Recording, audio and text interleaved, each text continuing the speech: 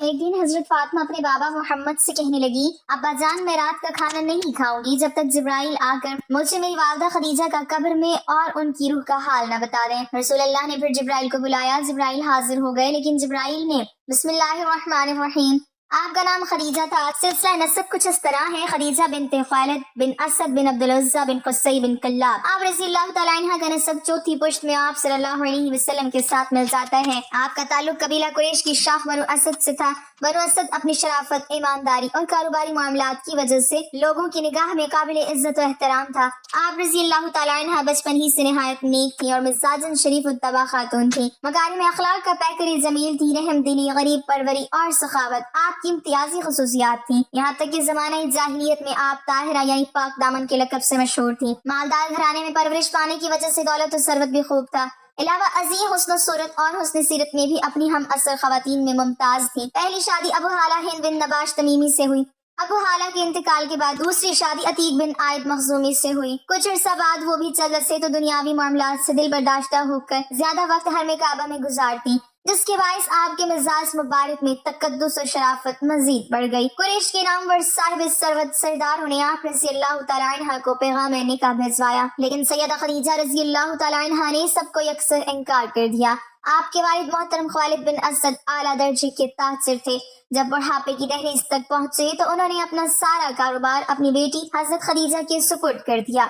30 साल की उम्र में आप रज़ी अल्लाह तआला अन्हा तिजारत से वाबस्ता हुई, जिसकी वजह से आप रज़ी अल्लाह तआला अन्हा हिजाज मुक़द्दस में सबसे ज्यादा मालदार खातून शुमार होती थी। आपकी तिजारत का सामान अरब से बाहर मुल्क शाम और यमन में साल में 2 मरतबा जाता था। बाज़ मुहद्दिसीन ने लिखा है कि अकेला हजरत खदीजा का सामान तिजारत मक्का के सारे तिजारती काफिलों के सामान के बराबर होता था। खातून होने की वजह से तिजारती मामलात में सफर करना दुश्वार बल्कि नामुमकिन था, इसलिए किसी को बतौर नियाबत सामान तिजारत देकर रवाना करती। आपके तिजारती नुमाइंदों की और सूरतें थी, या वो मुलाजिम होते, उनकी उजरत या तनख्वाह मुकर्रर होती जो उन्हें दी जाती। नफा नुकसान से उन्हें कोई सरोकार न होता, या नफा में उनका कोई हिस्सा निस्फ, तिहाई या चौथाई वगैरह मुकर्रर कर दिया जाता। अगर नफा होता तो वो अपना हिस्सा ले लेते, जबकि नुकसान की सूरत में सारी जिम्मेदारी हजरत सैयदा खदीजातुल कुबरा रज़ी अल्लाह तआला अन्हा पर होती। तकरीबन 10 साल तक मामलात यूं ही चलते रहे, यहाँ तक कि आप रज़ी अल्लाह तआला अन्हा की कानों तक नबी करीम सल्लल्लाहु अलैहि वसल्लम की अमानत और सदाकत का चर्चा पहुंचा। आप रज़ी अल्लाह तआला अन्हा ने जनाब नबी करीम सल्लल्लाहु अलैहि वसल्लम से सामान तिजारत लेकर मुल्क शाम जाने की दरख्वास्त की, जिसे आप सल्लल्लाहु अलैहि वसल्लम ने कबूल फरमा लिया। इस दौरान आप रज़ी अल्लाह तआला अन्हा ने अपने गुलाम मैसर को खुसूसी हिदायत की कि वो आप सल्लल्लाहु अलैहि वसल्लम के किसी मामले में दखल अंदाजी न करे। इस तिजारती सफर में अल्लाह ताला ने बेहद बरकत दी और नफा पहले से भी दुगना हुआ। चूँकि मैसरा दौरान इस सफर करीब से आप सल्लल्लाहु अलैहि वसल्लम के हुस्न अखलाक, मासूमाना सीरत का तजर्बा और मामला फहमी का मुशाहिदा कर चुका था, इसलिए उसने बरमला इसका इजहार करते हुए उम्मुल मोमिनीन सैयदा खदीजा रज़ी अल्लाह तआला अन्हा को बतलाया कि आप सल्लल्लाहु अलैहि वसल्लम निहायत मामला फहम, तजर्बाकार, खुश अखलाक, दयानतदार, ईमानदार, शरीफ नफ्स और मुदब्बिर शख्स हैं। आप सल्लल्लाहु अलैहि वसल्लम ने वापस पहुंचकर तिजारती मामलात का उम्दा हिसाब पेश किया, जिससे उम्मुल मोमिनीन सैयदा खदीजा रज़ी अल्लाह तआला अन्हा बहुत मुतासिर हुई। उम्मुल मोमिनीन सैयदा खदीजा रज़ी अल्लाह तआला अन्हा की तरफ से रसूलुल्लाह सल्लल्लाहु अलैहि वसल्लम की खिदमत में याला बिन उमैया की बहन नफीसा बिनते उमैया पैगाम निकाह लेकर गईं। नफीसा का बयान है कि मैं आपके पास आई और कहा कि आप निकाह क्यों नहीं कर लेते। आपने फरमाया कि मैं नादार और खाली हाथ हूँ, किस तरह निकाह कर सकता हूँ। मैंने कहा कि अगर कोई ऐसी औरत आपसे निकाह करने की ख्वाहिशमंद हो जो ज़ाहिरी हुस्न जमाल और तबई शराफत के अलावा दौलतमंद भी हो और आपकी जरूरियात की कफालत करने पर भी खुश दिली से आमादा हो, तो आप उससे निकाह कर लेना पसंद करेंगे। आपने दरियाफ्त किया कि ऐसी कौन खुदा की बंदी हो सकती है। मैंने कहा खदीजा बिनते खुवैलिद। हज़रत खदीजा रज़ी अल्लाह तआला अन्हा को रसूल खुदा सल्लल्लाहु अलैहि वसल्लम की शादी के बाद कई मराहिल से गुजरना पड़ा, लेकिन आप सल्लल्लाहु अलैहि वसल्लम ने कभी थकावट महसूस नहीं की, बल्कि हर पेश आने वाले मसाइल को शराफत और सआदत का बायस समझती थी। खदीजा एक जजीरतुल अरब की मालदार औरत थी, लेकिन उनको दौलत की मोहब्बत नहीं थी, बल्कि मानवियत को कसब करने का हदफ था। उन्होंने शादी के मौके पर फरमाया, मैं और मेरा माल आप सल्लल्लाहु अलैहि वसल्लम की खिदमत में हाजिर हैं। मेरी तमाम चीजें आपके अख्तियार में हैं, तुम मेरे माल को जहाँ चाहो खर्च कर सकते हो। रसूल खुदा सल्लल्लाहु अलैहि वसल्लम ने खदीजा के माल को इस्लाम की राह में खर्च कर दिया। हजरत सल्लल्लाहु अलैहि वसल्लम को जबरदस्ती शब अबू तालिब में जाना पड़ा और मुशरिकीन ने मुसलमानों से इक्तिसादी राब्ता कतई कर दिया। خدیجہ نے تمام مال مسلمانوں کی نجات کے لیے خرچ کر دیا۔ شعیب ابو طالب میں کھانا بھیجنے کے لیے حکیم بن حزام کی خدمت حاصل کی گئی۔ ایک دفعہ حکیم بن حزام اپنے غلام کے ساتھ شعیب ابو طالب میں گندم لے جا رہے تھے کہ راستے میں ابو جہل مل گیا۔ ابو جہل نے اس سے کہا، یہ بنی ہاں کے لیے لے جا رہے ہو، مگر ہرگز اجازت نہیں دوں گا بلکہ تجھے مکہ میں رسوا کروں گا۔ ابو البختری ابو جہل کا بھائی پہنچ گیا۔ وہ ابو جہل سے کہتا ہے، یہ کھانا خدیجہ کا ہے، کیا تم خدیجہ کا مال لے جانے سے منع کر رہے ہو؟ دوسرا شخص چھپ کر شعیب ابو طالب میں غذا پہنچاتا تھا۔ وہ حضرت خدیجہ کا داماد حضرت ابو العاص تھا۔ ایک دن رسول خدا صلی اللہ علیہ وسلم نے اپنے اصحاب سے فرمایا، ابو العاص نے ہمارے داماد ہونے کا حق ادا کر دیا، کیونکہ جب ہم شعیب ابو طالب میں تھے تو وہ رات کو ہمارے لیے کھانا لاتا تھا۔ آج کل عورتوں کے لیے درس عبرت ہے جو مال و دولت کو جمع کرنے کے چکر میں ہیں۔ حضرت خدیجہ نے عمل سے ثابت کیا کہ خاندان کی سعادت و کرامت اور صداقت سے محروم لوگوں کی خدمت کرنے میں ہے۔ انبیاء کے اہداف میں سے ایک ہدف غریبوں اور محتاجوں کی مدد کرنا تھا۔ جب رسول خدا صلی اللہ علیہ وسلم نے دعوت اسلام دی تو یہی مظلوم اور فقیر افراد نے آپ کی دعوت کو جلدی قبول کیا۔ بس خدیجہ اپنی زندگی میں یہ جملہ فرماتی تھی، اے لوگو گواہ رہو، میں اور میرا مال محمد صلی اللہ علیہ وسلم کا ہے۔ جس نے اپنا پورا مال محمد صلی اللہ علیہ وسلم کی خدمت میں حاضر کر دیا، اور حضرت صلی اللہ علیہ وسلم نے بھی یہ مال فقراء اور اسلام کی راہ میں خرچ کر دیا۔ لہٰذا حضرت صلی اللہ علیہ وسلم بعثت کے پہلے سالوں میں یہ فرمایا کرتے تھے، خدیجہ کے مال سے بڑھ کر مجھے کسی اور مال میں نفع نہیں ہوا۔ آسمہ بنت امیس خدیجہ کی آخری عمر کے لحظات میں ان کے ساتھ تھی۔ وہ کہتی ہیں، خدیجہ رو رہی تھی اور میں نے عرض کیا، اے خدیجہ کیوں رو رہی ہو؟ تم نبی صلی اللہ علیہ وسلم کی بیوی اور بہترین عورتوں میں سے ہو، تجھے جنت کی بشارت دی گئی ہے۔ خدیجہ نے فرمایا، اے آسمہ، میں اپنی بیٹی زہرا کے لیے رو رہی ہوں، کیونکہ میری بیٹی زہرا کو شادی کی رات ماں کی ضرورت ہوگی، میری بیٹی فاطمہ کی ماں اس وقت نہیں ہوگی۔ آسمہ نے خدیجہ سے عہد کیا کہ اس رات میں فاطمہ کے ساتھ ہوں گی۔ امام جعفر صادق نے فرمایا کہ رسول خدا صلی اللہ علیہ وسلم خدیجہ کو دفن کرنے کے بعد گھر تشریف لے آئے۔ فاطمہ زہرا آپ صلی اللہ علیہ وسلم کے ارد گرد چلتی ہیں اور پوچھتی ہیں، میری ماں کہاں ہے؟ رسول خدا صلی اللہ علیہ وسلم حیران تھے کہ کیا جواب دوں۔ جبرائیل نازل ہوا اور حضرت صلی اللہ علیہ وسلم سے فرمایا، اے رسول صلی اللہ علیہ وسلم، تم یہ کہو کہ تیری ماں جنت میں آسیہ اور مریم کے ساتھ ہیں۔ یہ سن کر فاطمہ کو سکون آیا اور فرمایا، خداوند سلام ہے اور اس سے سلام اور اس کی طرف سلام ہے۔ جب حضرت سیدہ خدیجہ الکبریٰ رضی اللہ تعالی عنہا پر نزا کا عالم طاری ہوا تو نبی کریم صلی اللہ علیہ وسلم نے فرمایا، کیا سکرات یعنی موت کی شدت تمہیں ناگوار ہے؟ واللہ تمہارے لیے یہ شدت مفید ہے۔ ہاں، جب تم جنت میں اپنی سوتنوں کے پاس پہنچو تو انہیں میرا سلام کہنا۔ حضرت مریم بنت عمران، حضرت آسیہ بنت مزاحم اور حضرت ام کلثوم ہمشیرہ حضرت موسیٰ علیہ السلام کو میرا سلام پہنچانا۔ وہ بولی، بہت اچھا، آپ کا سلام پہنچایا جائے گا۔ اسے امام قرطبی نے سورۃ تحریم کی تفسیر میں ذکر کیا۔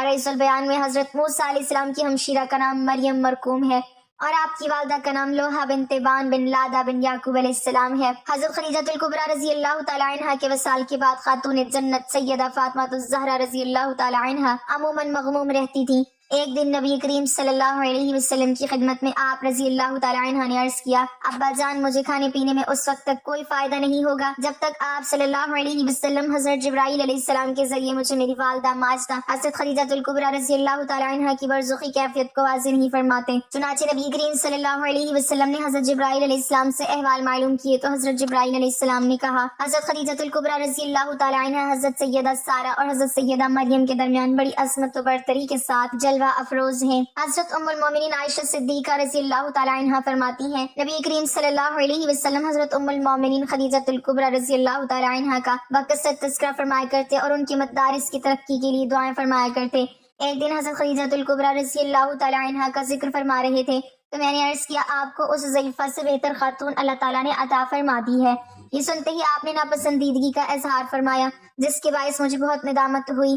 میں نے معافی طلب کی اور عرض کیا، آپ صلی اللہ علیہ وسلم اپنی ناراضگی دور فرمائیے، آئندہ کبھی ذکر خیر کے سوا آپ کی خدمت میں کوئی اور بات نہیں کروں گی۔ آپ صلی اللہ علیہ وسلم نے میری معذرت پر اظہار فرماتے ہوئے کہا کہ وہ تو اس وقت ایمان سے سرفراز ہوئی جب کفار مکہ مجھے ایذائیں دے رہے تھے۔ انہوں نے مجھے ان نازک ترین لمحات میں پناہ دی جبکہ مشرکین میری جان کے در پہ تھے۔ انہوں نے میرے ایسے زمانے میں تصدیق کی جبکہ اہل مکہ میری تکذیب کر رہے تھے۔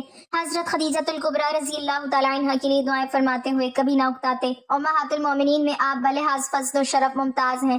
چنانچہ شب معراج آپ جنت کی سیر فرما رہے تھے تو اس میں ایک عظیم محل دیکھا جو ہر نظر تک وسیع و کشادہ ہے۔ اس میں ایسی اشیاء رکھ دی گئی ہیں جو نہ کسی آنکھ نے دیکھی، نہ کانوں نے سنی، اور نہ ہی کوئی انسان اپنے دل میں تصور و خیال لا سکتا ہے۔ آپ صلی اللہ علیہ وسلم نے دریافت فرمایا یہ کس کا محل ہے؟ آواز آئی یہ حضرت خدیجہ الکبریٰ رضی اللہ تعالی عنہا کا محل ہے۔